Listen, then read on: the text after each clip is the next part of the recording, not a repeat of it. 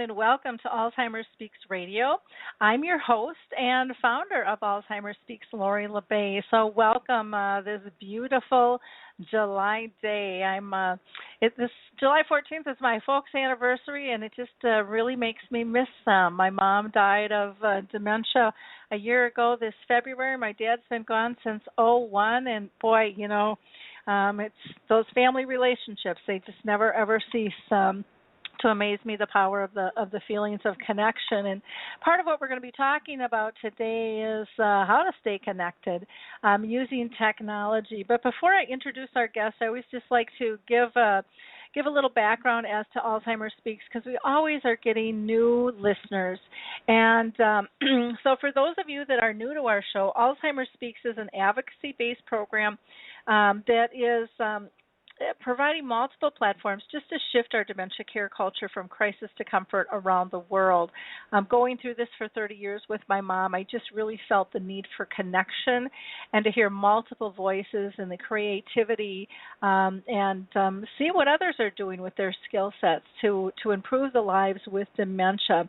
We believe truly that by joining forces and sharing knowledge and just having these everyday conversations like we're going to have here today, that we're going to be able to remove the stigmas and the myths attached to memory loss and help all those living with this disease live with purpose and still be engaged in life, still have a full, wonderful, wonderful life. We always invite our listeners to be part of our show, and you can do that two ways. You can call in at 714-364-4757. That's 714-364-4757, or you can use the chat box too, and I'll be checking that routinely and pulling in comments and questions throughout the show. So again, please feel free to participate that way. I would also like to ask for your continued support in terms of liking our station here and sharing it on your Facebook page with all of your friends there, your Google circles, if you've got a Twitter tribe, if you're connected to LinkedIn. What I have found in my 30-year journey with my own family was so many people were in need of information but didn't feel safe to reach out and grab it, didn't really even know where it was. And so the more we can push this information out to people, the more comfortable they're going to feel that it's the norm and that it's okay and that they're not so different and they're not so isolated.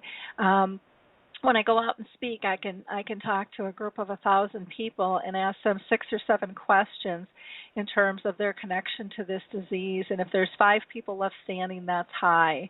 And everyone looks around shocked because they had no idea that their friend or their neighbor was dealing with this issue as well. So we really have to, we got to get it out of the closet, and we have to get people comfortable talking about this. The disease is nothing that anyone should be embarrassed about. And through your likes, through your clicks, I have to thank you all because you got Alzheimer Speaks named as the #1 influencer online by ShareCare and Dr. Oz, and that would not have happened without you behind us. So again, I really thank you, and it means a lot to have your support and to work collaboratively together. Those little clicks that just take us a few seconds are much more powerful than you can ever imagine. I also like to just let people know if they've got a story to tell, maybe they're a family caregiver, maybe there's somebody living with the disease, maybe they've devised a product or written a book or a song. please reach out to me and talk to me. I would love to feature you on the show. This is about leveling the playing field so everyone's voice is heard.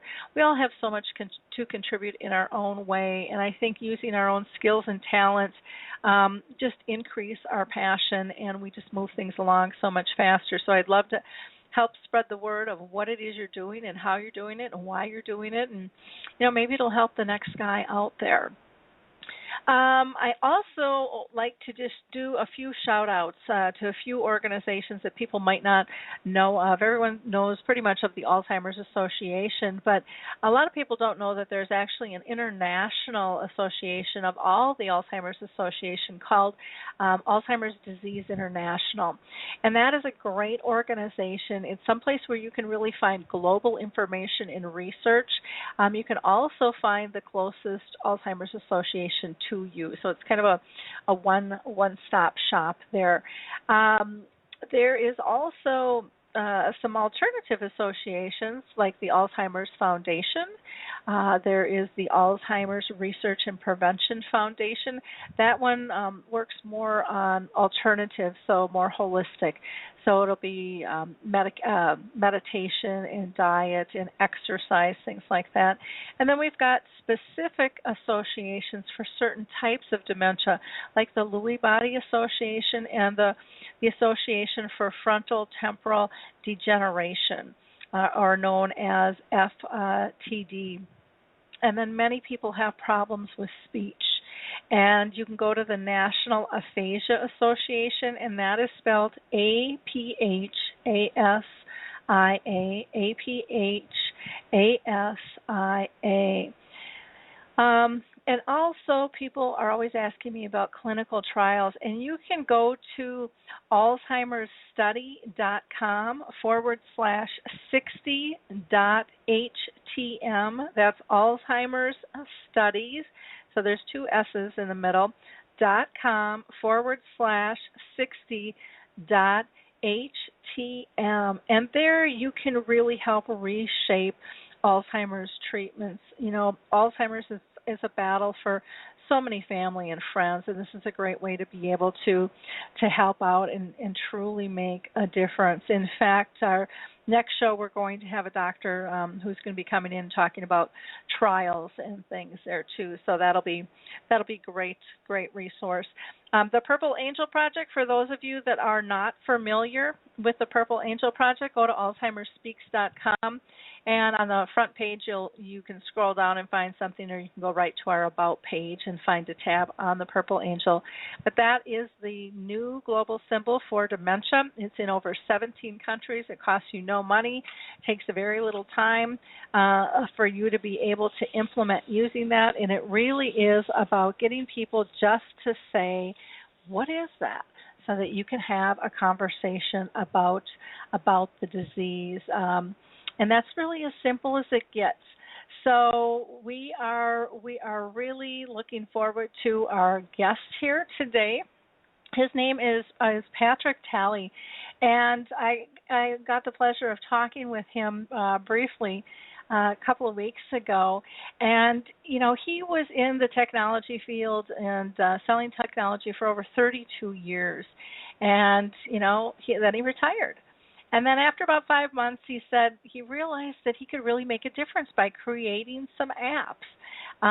Just like he had made a difference when he wrote his books, he really enjoys helping people. It fills his soul. And so now Patrick has been working like crazy and spending his savings to help people through technology. He has 2 young adult children who are very happy that their dad is still crazy and still creating stuff. Patrick says he is a blessed man, one who believes that we are all here to create ripples in the pond in whatever we do, and he wants his ripples to be positive. And I think you're going to hear what a wonderful impact they're making. So welcome, Patrick. How are you today?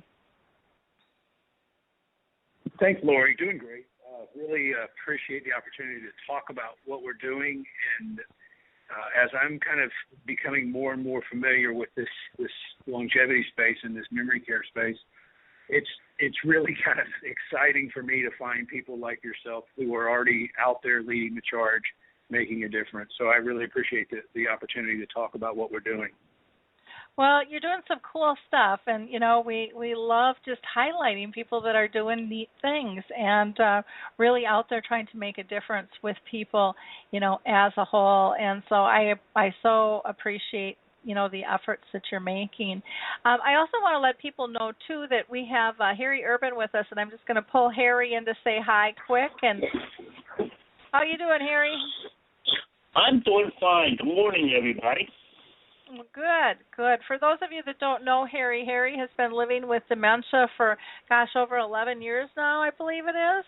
And he is just an amazing advocate for the cause and helping people just really learn how to live fully with this disease. And so I'm going to put Harry on mute for a little while, but I'll be pulling him in just to get his feedback on the conversation here with Patrick, because Harry just has great insights that are always wonderful to hear.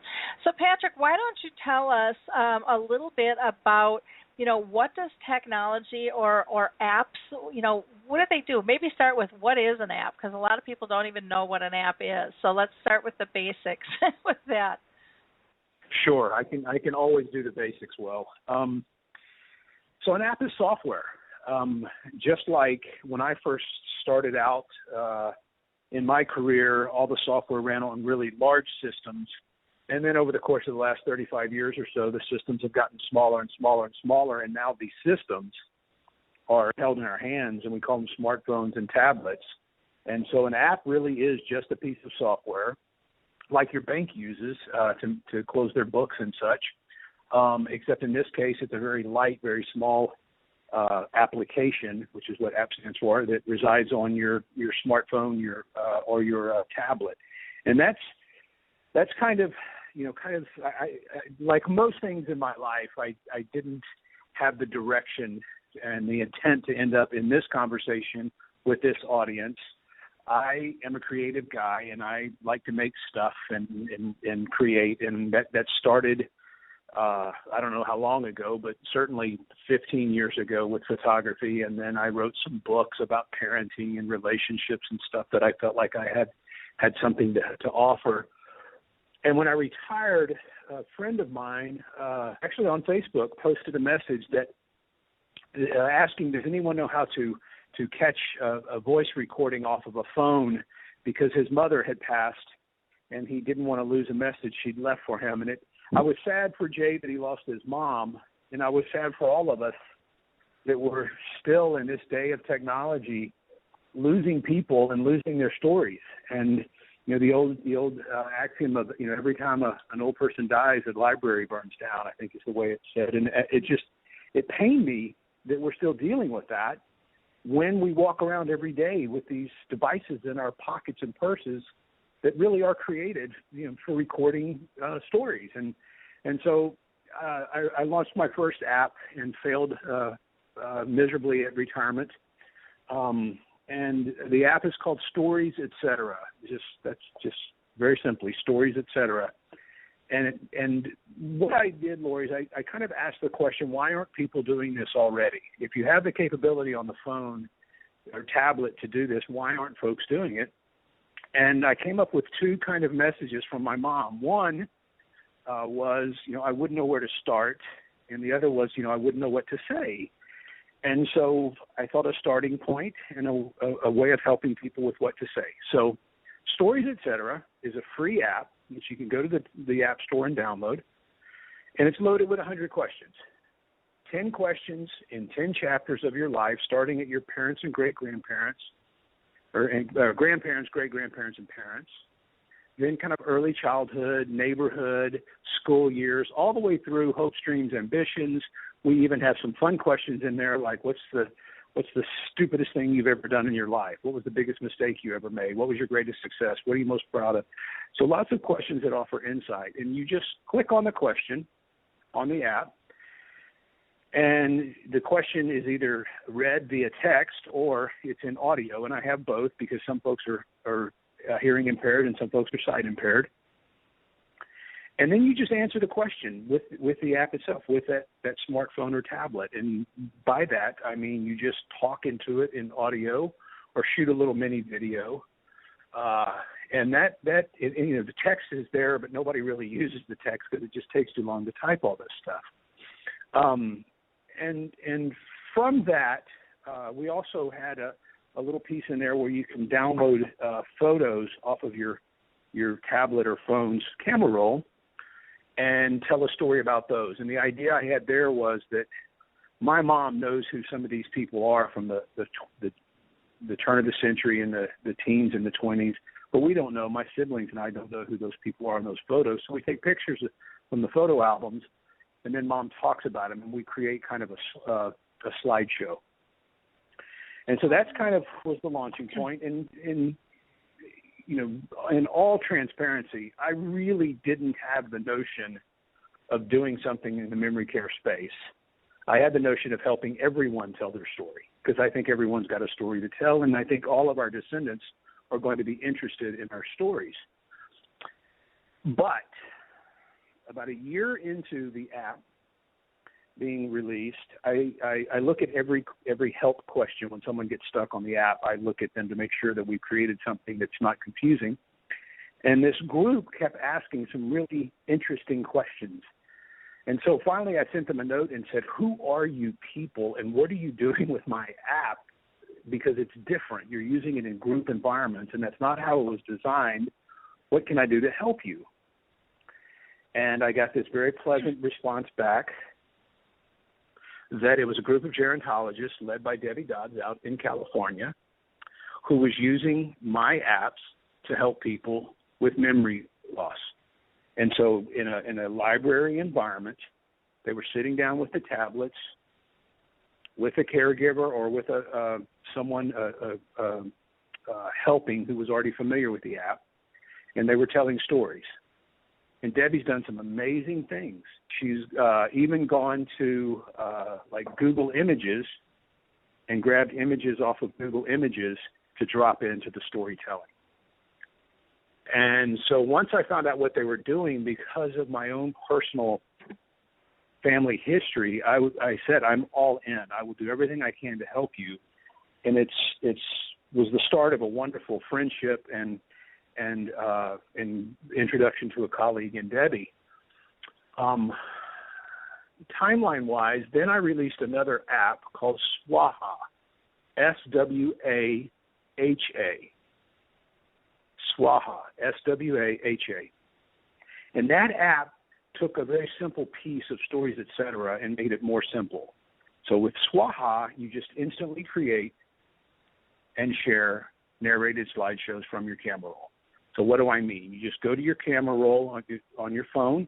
You grab 5 pictures by clicking on 5 or 20 pictures, whatever number you want, and you start telling a story about those photos, and you're striking through to the next picture. You're striking through to the next picture. Oh, wait, I want to go back to the previous picture. And you create a narrated slideshow, and the app records that story over the pictures in the sequence and timing that you're moving to the next or the previous photo.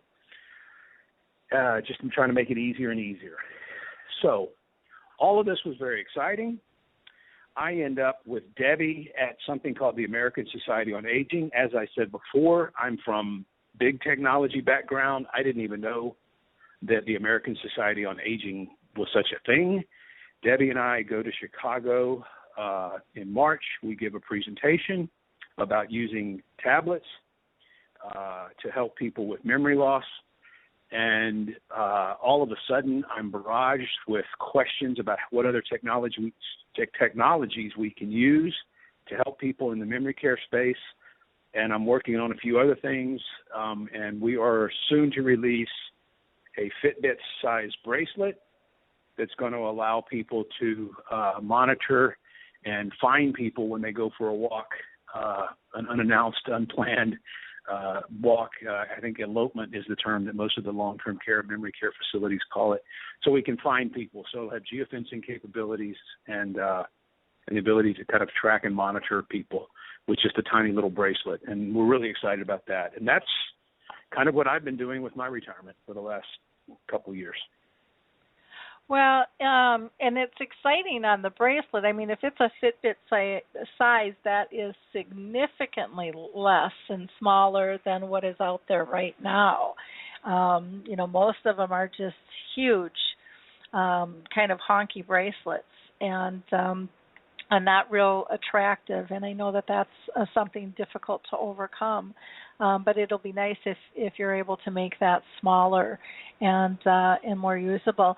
Now, with that, the HeraTrack, you said it'll have the geofencing. Can you explain to people what the geofencing is? Because a lot of people don't know all the the tech terminology I didn't, out there. You bet.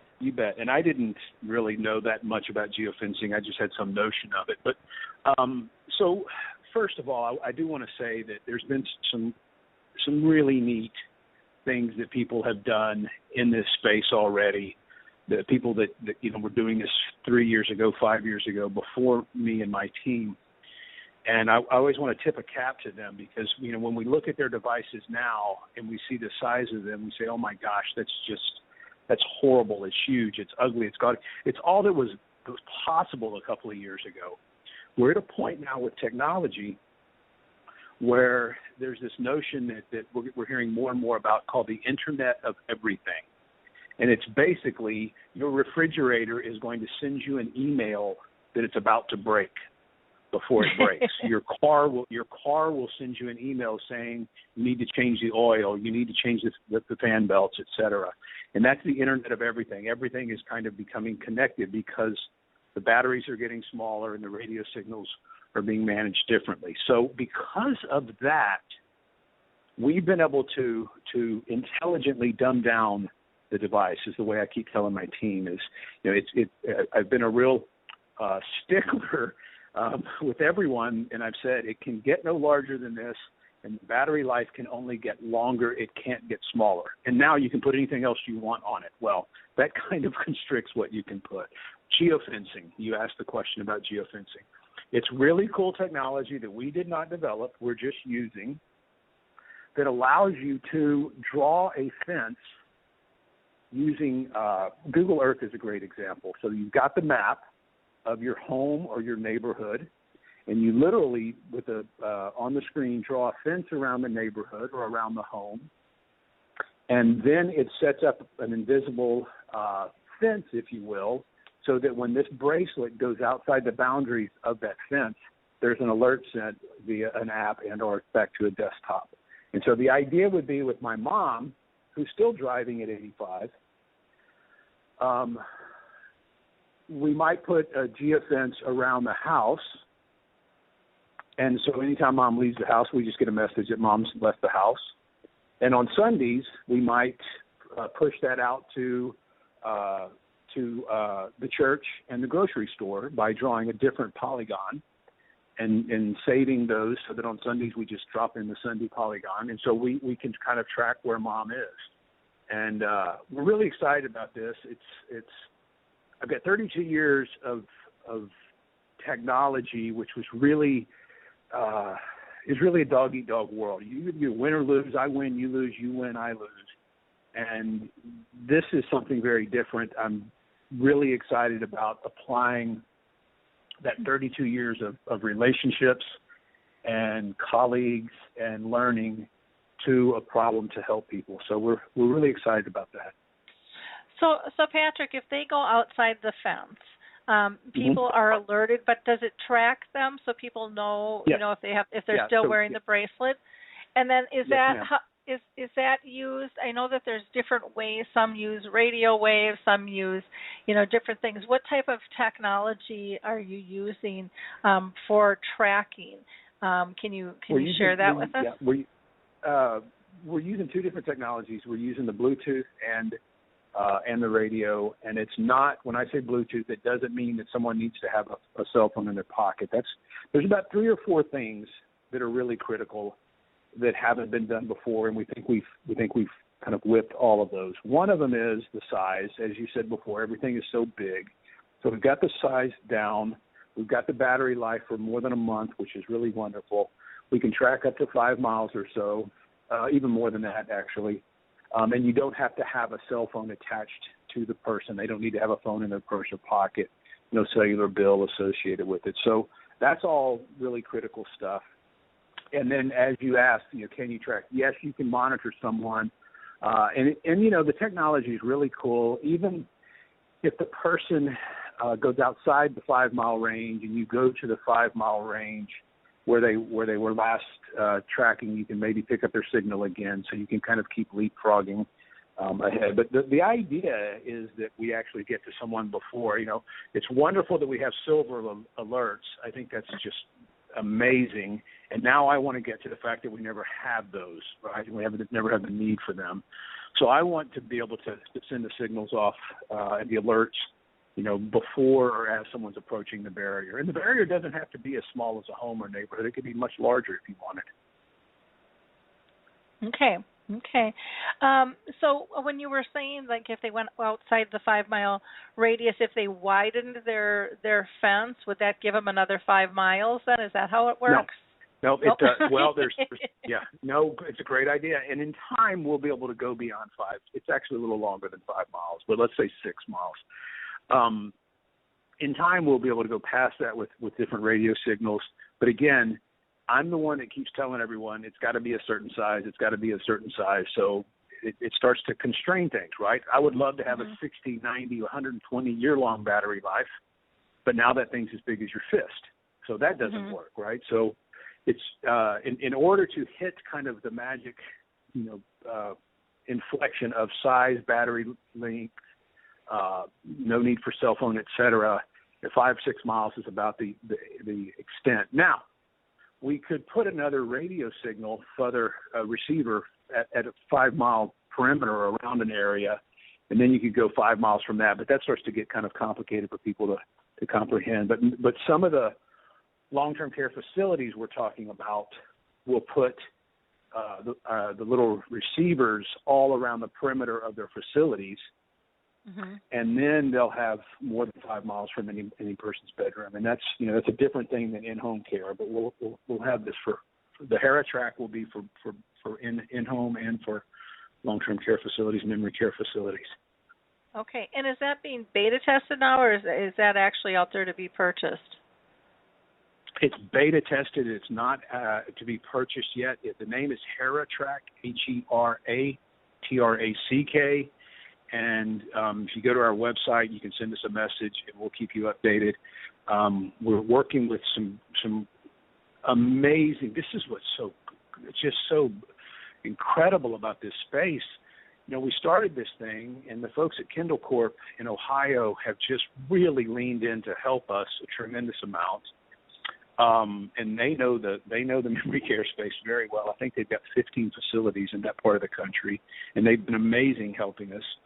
And then I guess I shouldn't say there's another group in Houston associated with one of the universities here in Houston, and I probably shouldn't use their name because they haven't given me permission. And they are one of the biggest names in the gerontology space, and they're also helping us out. So we've got 2 others.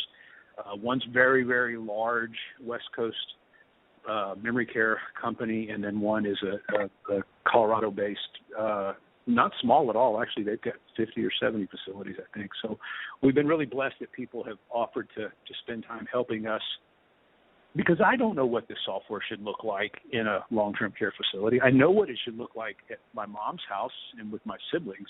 But having someone in groups that work every day and have worked for 20, 30 years in the space really helps us to create what we need. Okay.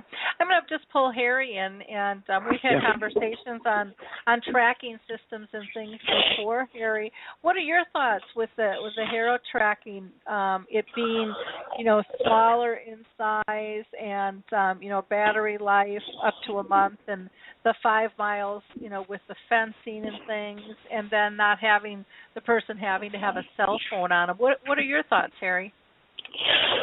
I love technology. I spent 38 years in the printing industry in the technology field. So I grew up with technology.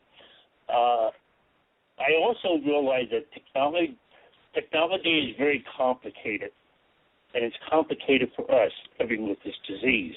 And it's inexpensive.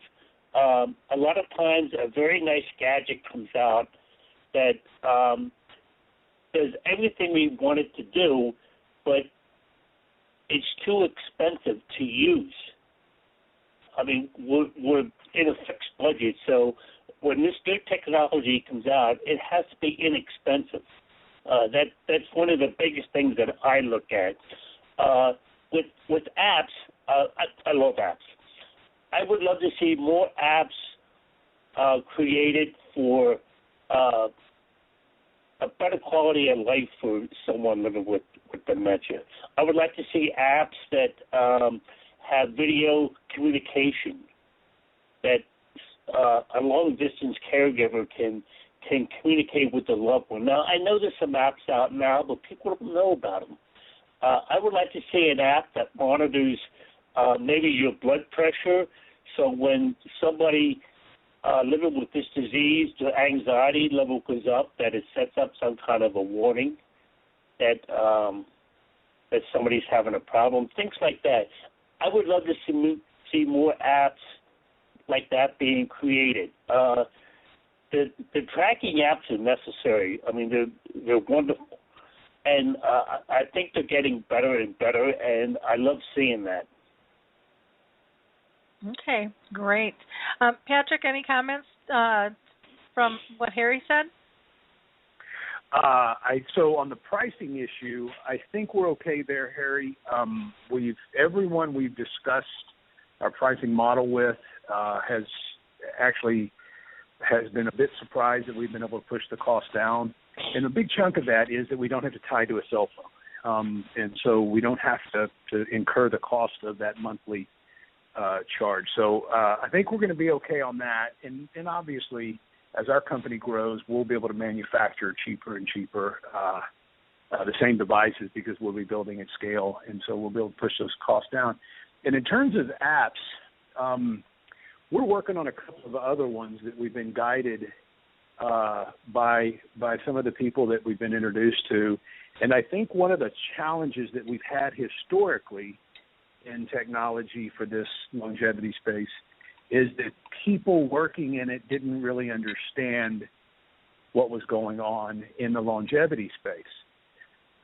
So, when I was 30, I was in technology, but I didn't know anything about what it's like to try to navigate this space. And now that I'm 54 and my parents are of the age, my dad's recently passed, but my mom's of the age and her peers, I have a lot more exposure and experience around memory loss, and I still have the ability to bring technology to it. So I think we're seeing some changes there. And then Lori, when you bring someone in like what Debbie's done out in California and Washington State, and has created this environment with these simple tablets. She's got a couple of apps that run on, mine's one of them, that run on these tablets, and then she trains people to sit down with the caregiver, or trains caregivers to sit down with the person who's struggling with memory loss. And she has a program, and that's so important, right? Because some of this stuff gets really confusing, and if you've got someone sitting next to you to walk you through the program, and they're well-versed in the program and how to deliver it to someone with memory loss, then we're starting to see some real magic happen. And that's not just technology, right? I mean, my technology that I've built with Swaha and Stories, et cetera, does some good stuff. But without people like Debbie to step in and make a difference there by applying what she knows, being a gerontologist, being educated, and having experience of working with people, that's when all of a sudden we've taken a sharp set of knives and we've created some magic in the kitchen, if you will. Mm-hmm. Which makes a lot of sense. I think you brought up a really good point of, even you being older and now experienced in terms of what it is you're developing. I mean, you just look at it in a whole different light once you're personally in that space and had something to do with it. Kind of that street smarts merges with the brilliance of the technology smarts, and then Yep. it really creates a whole different piece there. We'd love to hear from any of our listeners. If you have any questions or comments, again, you can call in at 714-364-4757. That's 714-364-4757. Or again, feel free to use the chat box too if you're shy. We'd love to hear from you. I want to point out too on our radio page there for this show, you can click on and go directly to Stories, etc. And Swaha and HeraTrack. Is it Hera or HeraTrack? I should say. How do you pronounce that again? I'm reminded of what my dad used to say. I don't care what you call me as long as you call me to dinner. We call it HeraTrack. HeraTrack, okay. And it's pretty exciting, and as are the Swaha and Stories, etc. And this stuff is only going to get better and better with people who have what I call kind of content and experiential knowledge, coming to people like me who have some technology knowledge and explaining, this is why it's important that this thing be this size font. This is why it's important that this app have audio and text instructions instead of just text instructions. Because again, most of us out there that haven't dealt with it don't know about these things. But again, people like yourself, people like Debbie, have done some wonderful things with her program is called Touch Team, and it is not just technology. It's not just apps. It's apps and people, but it's not even apps and people. It's apps and people with awareness, right, around the technology and awareness around the disease itself. Mm-hmm. Okay. I have to ask you how you come up with your names. The Stories, etc., that makes sense to me. But I'm just thinking from a marketing standpoint, because my mind always goes there in terms of, I'm always looking for the association to make it easier for people to remember. So how did you come up with Swaha and HeraTrack? Well, in the land of technology, every bloody name is already taken. So it's really hard to come up. Like initially, I wanted Stories, etc., to be called My Legacy. MyLegacy.com was for sale for something like $80,000, and I suggested to the lady that she should keep the name because I couldn't buy it for $80,000 for a free app that I was giving away for free. So Stories, etc., came from a friend of mine who said, well, it's not just stories, it's more than just stories. So Swaha, I'm excited about the name. I think it's lovely.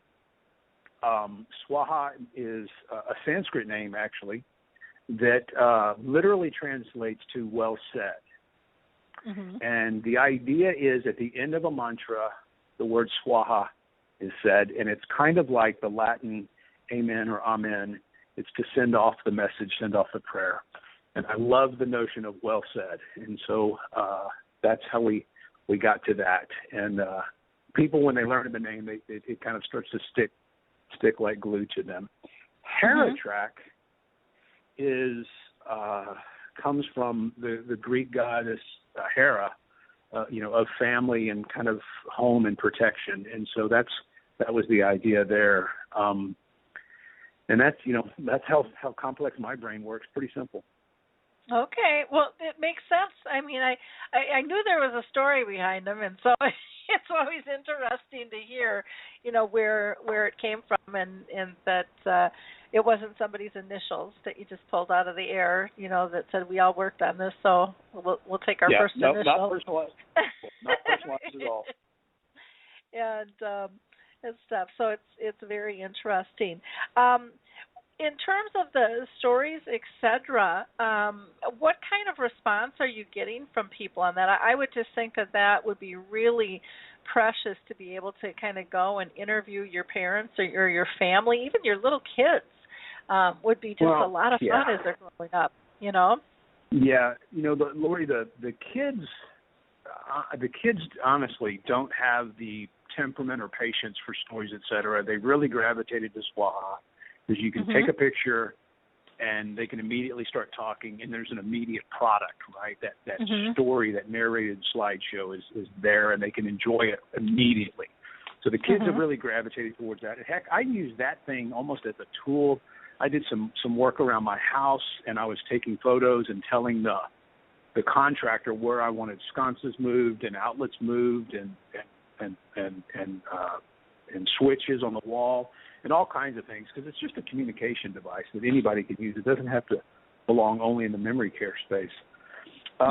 But when you hear some of the stories that Touch Team and Debbie are doing with Stories, Etc. and Swaha, and how these recorded stories, these life legacy stories, is the way I think of them, I think there's several things that are going on.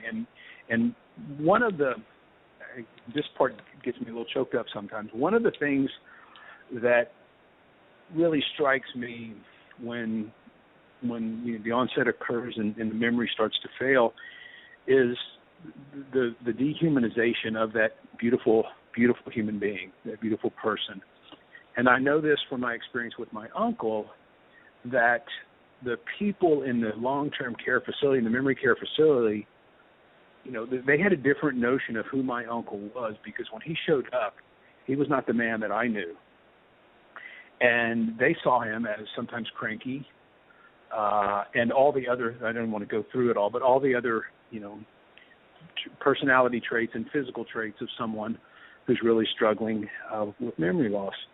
And if we had Stories, Etc. and Swaha at the time, they could have seen on the tablet that this was a brilliant, beautiful human being who had given a lot and had created a lot of goodness in the world, because they would have seen and heard some of his stories. And Debbie talks about packing your bags for a journey. Every time you go somewhere, you pack your bags, and you take the appropriate things when you pack your bags for the journey. And Debbie talks about packing your bags with memories for this part of the journey.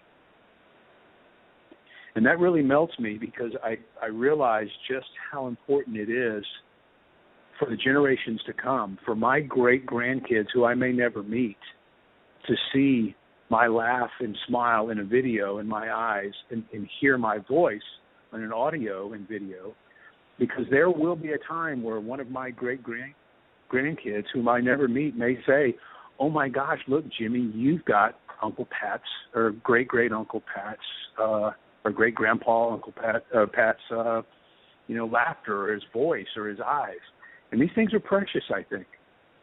And one of my favorite stories around this, Lori, is Debbie talks about a story of a lady who was going through, she was having some health issues, nothing critical, but she was at the emergency room. And she was quite distraught and becoming more and more anxious as that morning went on, right? I mean, we all get that way in the ER. She was out of sorts, and she was quite anxious. And the caregiver pulled out the tablet and started going through some of the stories that this lady had recorded before. And it really brought her down. It really started bringing her down. Hearing her voice and seeing some of these stories and maybe having a glimpse of recollection in some of this was magic. And, when I hear things like that about an app that I created, I'm done. I will do anything I can to help people in this space if we can continue to create goodness like that. Well, that is wonderful to hear. We need more people like you out there, that's for sure. It's a great space to be in, and it's just endless, the needs that are out there, and the creativity. And one of the things that I really appreciate about you, Patrick, is you taking your talent and your skill and moving it, in another direction, to help others. And I think when, one of the problems I see in this industry is that people try to force people to do things that they're not talented or interested in, because it's their job, and then it doesn't get done well. But when you match the two, that's when, to me, that's where the brilliance occurs. And then it doesn't really feel nearly like work because you're just getting so much satisfaction at utilizing your skills and being able to make a difference. And I think that's something that needs to be done much more than it is right now, in people really understanding the value of what they personally can bring to the table. It doesn't have to look like anything else anyone has ever done before. It's what do you have? What do you have that can make the difference? And I don't think that message, I don't think we're screaming it from the mountaintops that much. We're still screaming, look like the other guy, copy what they're doing and call it your own, and instead of just really creating something new and better that taps into your own depths and passion. And to me, that's kind of where the heart and the soul of changing a culture or changing a system or changing if it's a belief system or whatever it is, or a process, that's where it really occurs. And sometimes we overlook that for far too long. I'm going to go ahead and it looks like we've got a caller on the line here from a 831 number. You are live and on the air. Do you want to state your name and ask your question or make your comment? Yeah, good morning. My name is Debbie Dodds, and I do know Patrick and do work with his program. So I just thought I would call in and talk a little bit about some of the good work that people are doing with stories. Wonderful. Well, we'd love to hear what you have to say, Debbie, and exactly how you're using it. Patrick kind of filled us in a little bit, but it's always good to get it from the horse's mouth on what's going on out there and how it's working. So feel free to fill us in. So I use I'm just going to talk to Swaha right now because it's completely simple. And when I work with caregivers and people with memory loss, so I like to work with the dyad to help them communicate and create a better relationship. So I use a program like that along with many others. But specifically with Swaha, it's so easy that you don't need to spend a lot of time memorizing the steps or having a lot of things with you. You can use it in many different ways.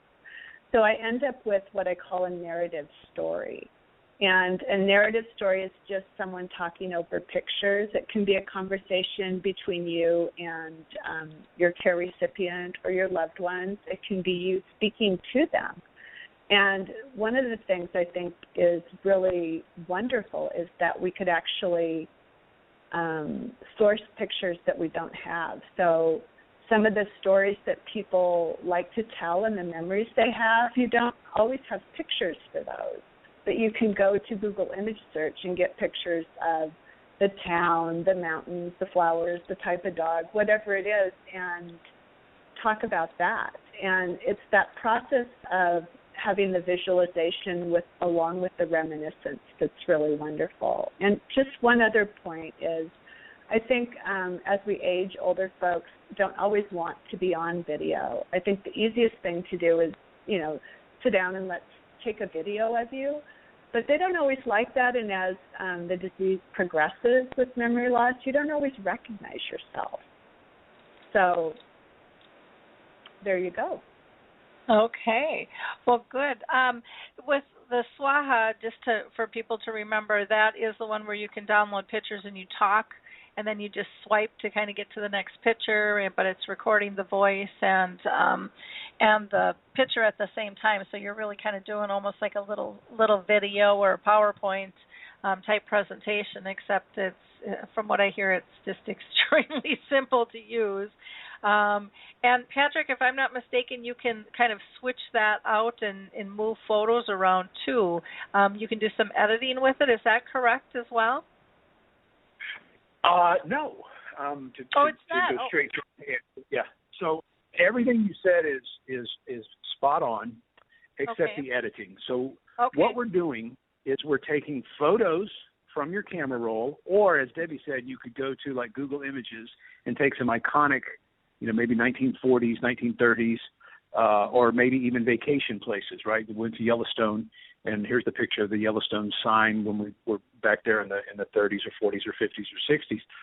And then tell the story, creating a narrated slideshow by striking through to the next picture, the next picture, the next picture, go backwards, go forwards as you're talking. And the app is syncing the images to the story that you're telling by the way of you striking through to the next or the previous image. Now, editing, so we actually created a video file, right? It's a narrated slideshow, but it's actually a video file that you can then save and share, or keep private. You don't even have to share it if you don't want.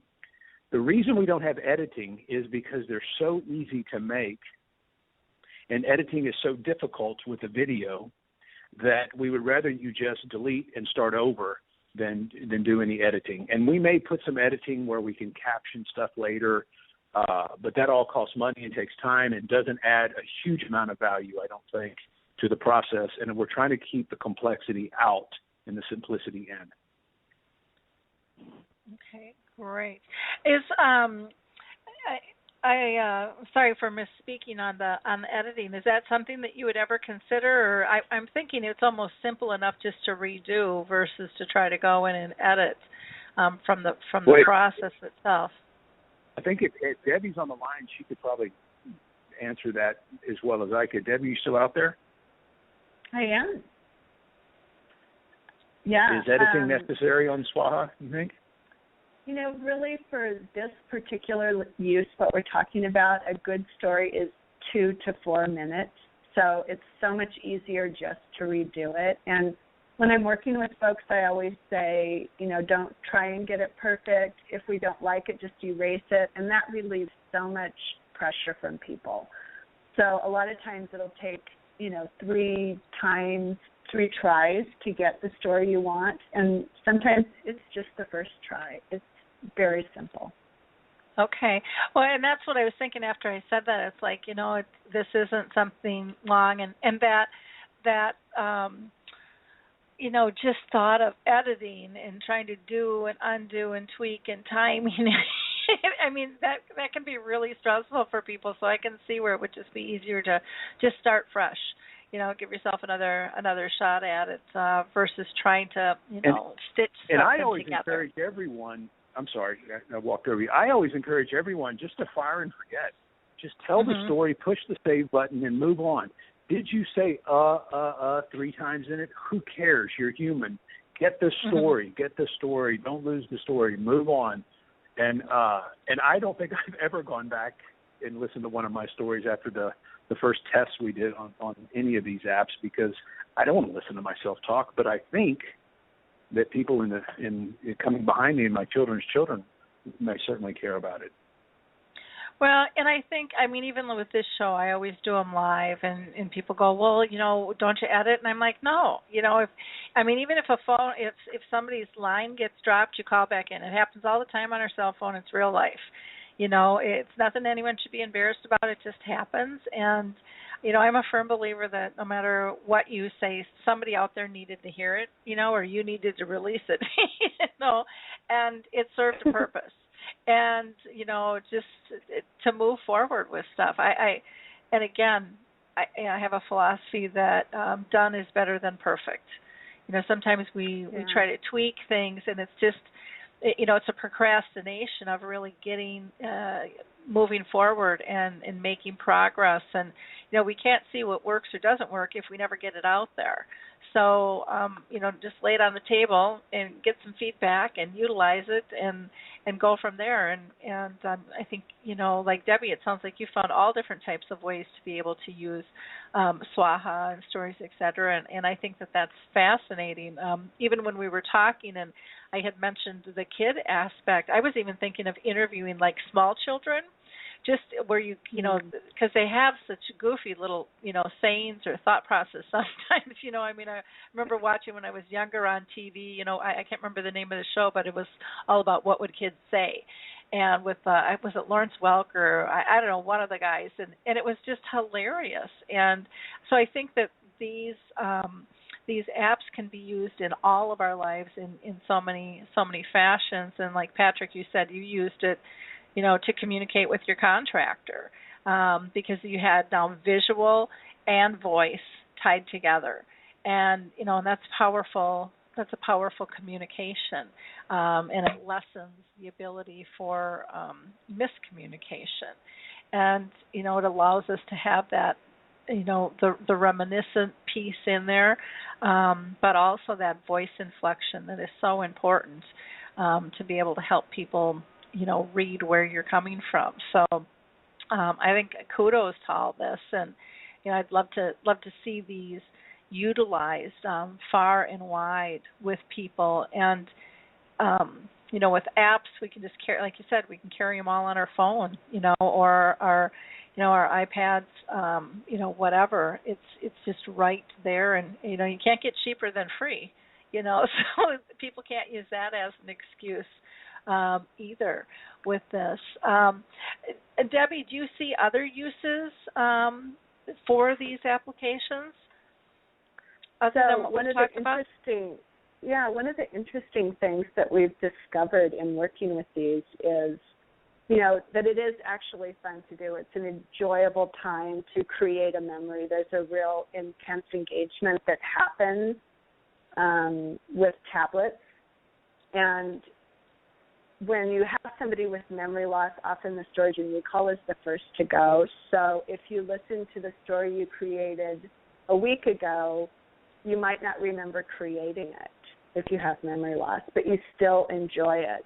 And the more you listen to it, what I'm noticing with people is they are able to reminisce even farther than they were the first time. It will bring up different memories that they'll add to it, just in discussion. So I think it's fun to do.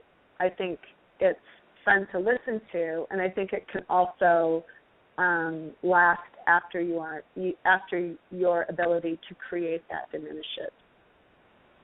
Mhm. Okay. Wonderful. Anything else that you wanted to add, Patrick? A couple of things. One, just kind of the Swaha in general is so stories, etc. You don't have to answer the questions we put to you. If you have a story you want to tell, you can just push a button and record and save that story as well. And then with Swaha, if you think about any time you've ever gone to a party or a vacation, what do you do when you come back and you have your tablet or your phone in your hand and you're telling someone about it? You're literally sitting down with them and swiping to the next photo as you're telling them about the photos. That's what Swaha is. It's just, basically using some technology to do what we do in the kind of offline world. And then additionally, and this is the biggest piece to me, I think that this long-term care memory space that I've now found myself in has lots of special people, and they are appearing because every day I go out and look for someone else to help me help others. And Debbie started this. I would have never been doing I wouldn't be on this phone call. I wouldn't be on your radio program if it weren't for Debbie doing what she's done. And there are other people out there, I guess these purple angels who are out there making a difference. The people at Kindle have been amazing in helping us get the HeraTrack designed. And so I think what we need to do is just continue to every single day consciously try to go make a difference. And when we do that, people show up to help us make a difference because they are every day consciously trying to make a difference. And I think there are a lot of us out there, and we are finding each other 1 and 2 and 3 at a time, as opposed to just going through some huge collective and all showing up. And Lori, I think you're one of those. Appreciate it. Oh, well, thank you.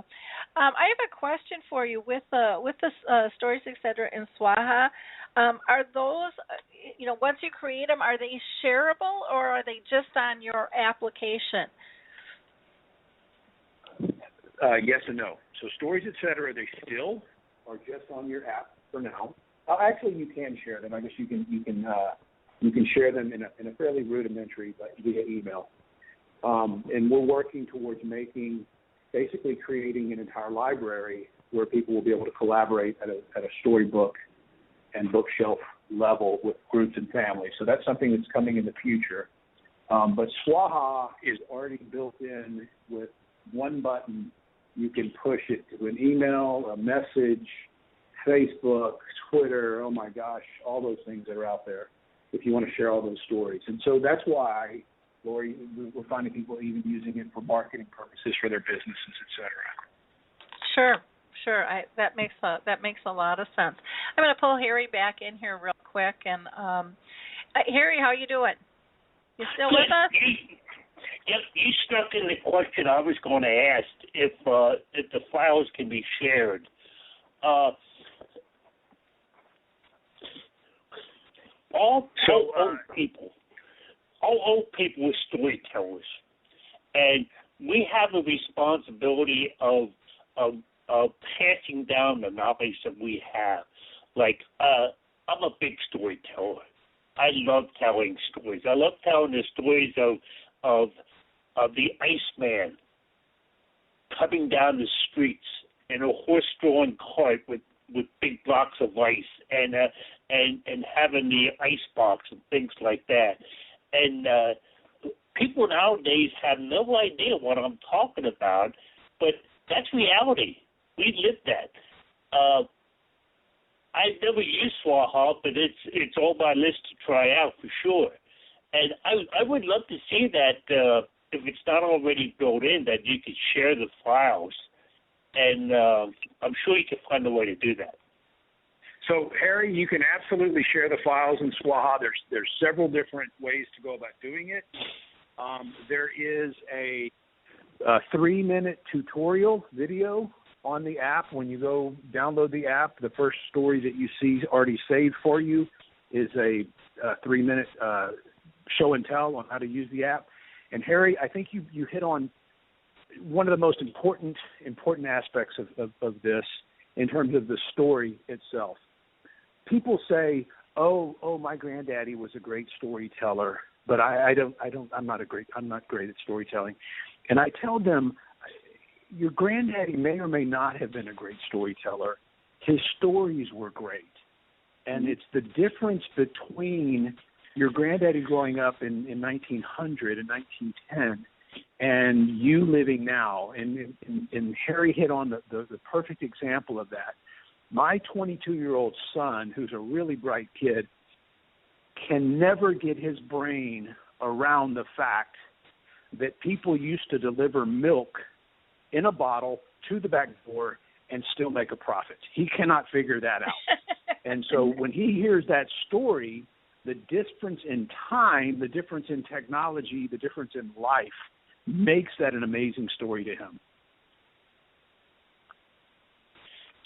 One other thing, too, a lot of people say, I wish I could make the roast beef that Grandma used to make. She used to make the best. I think a program like this could be passed down those recipes that Grandma used to make. Now, is there a size requirement or a time limit requirement on how long this story can be? No, not really. I think that each story in Swaha caps at 10 minutes, I think.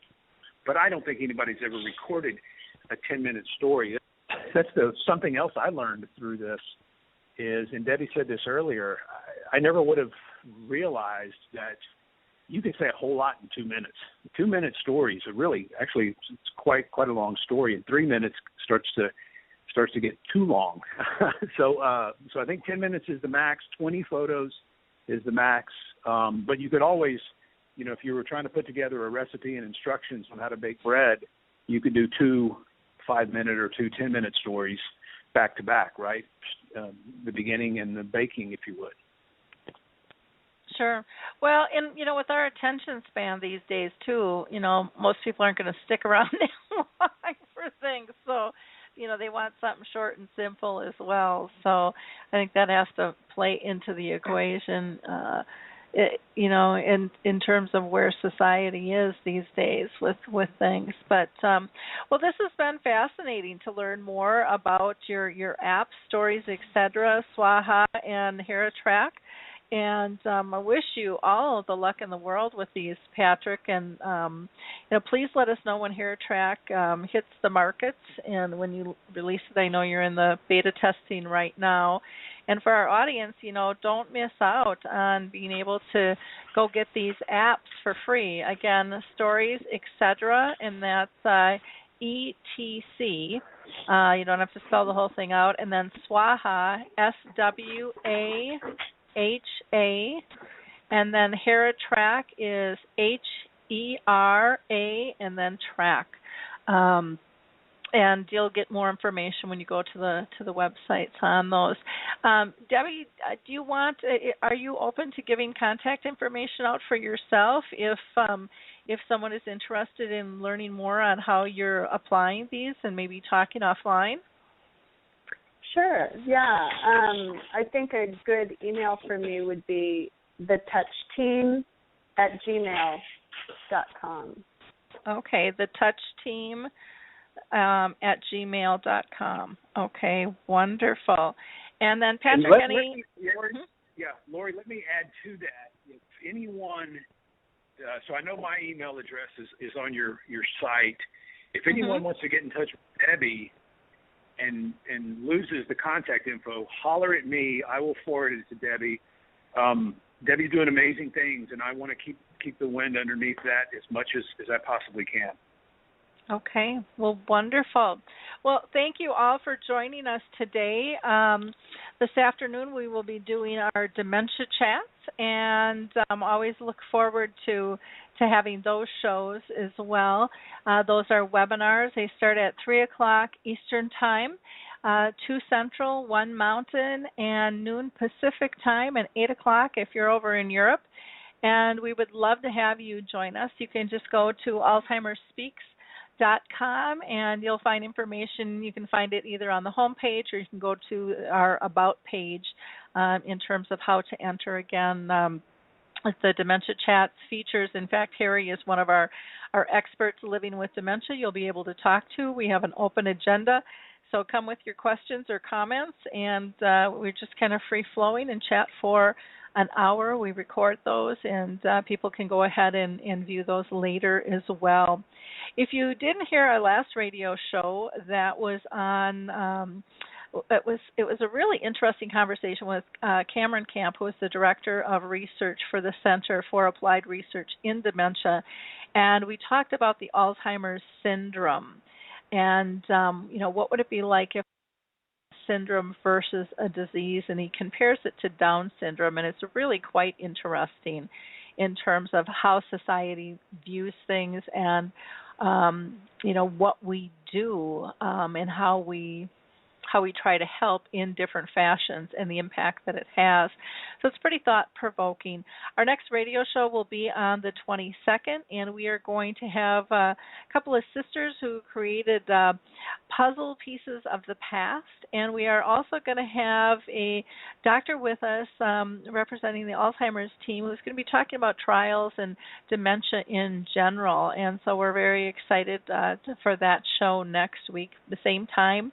As always, if you have peeked at the blog at all lately, there's I did an article called "An Amazing Lady Leading the Charge Against Dementia," and it's about Mara Botanis, who is a good personal friend of mine, but she received the National Jacqueline Kennedy Onassis Award out in D.C., so well deserved for all of her hard work in terms of shifting our dementia care culture. Just a humble woman doing great things. She wrote a book, When Caring Takes Courage, that not only will you relate to it, but it's almost like 3 different books in one, because it has tools in it that will help guide you as well as the disease progresses. So take a peek at that video. Have some Kleenex with you, because it's pretty emotional. And And then I also did an article on celebrating independence no matter what our circumstances are, and just, looking at life a little bit different. And I want to thank everybody for those who have gotten behind the Purple Angel project and helped with the Kickstarter program for the documentary. That fundraiser is now closed, and they'll be coming over probably this fall to do some shooting to show what all is happening over here in the U.S. So pretty exciting times. And let's see, what else do I want to give a holler out to? Again, if you want to help reshape Alzheimer's treatments, go to alzheimersspeaks.com, and on the front page you will find information on a clinical trial. You can just click on the graphic that says you can make a difference for your loved one with Alzheimer's, or on the right side there's also a I don't know what you call it, another graphic that says, do I pre-qualify? And you can actually go through a questionnaire to find out, will you qualify for a clinical trial? So last, I just want to give a shout out. I'm going to be going to Illinois, and I'll be speaking on the 6th. And if you want more information, again, you can find that on our homepage. I would love to be able to meet up with you. I appreciate all of you and your support, so thank you so much for another great program. And Patrick Talley, best of luck with your technology that's making a difference. We'll talk to you next week. Hi, this is Suzanne Newman, host of the Answers for Elders podcast and radio show. We are the North Star that guides you through the complicated journey of senior care with trusted experts in money, law, living solutions, and more. So join us on this station, your favorite podcast channel, or just go to AnswersForElders.com. Meet the Wayshowers who will help your journey go a lot easier.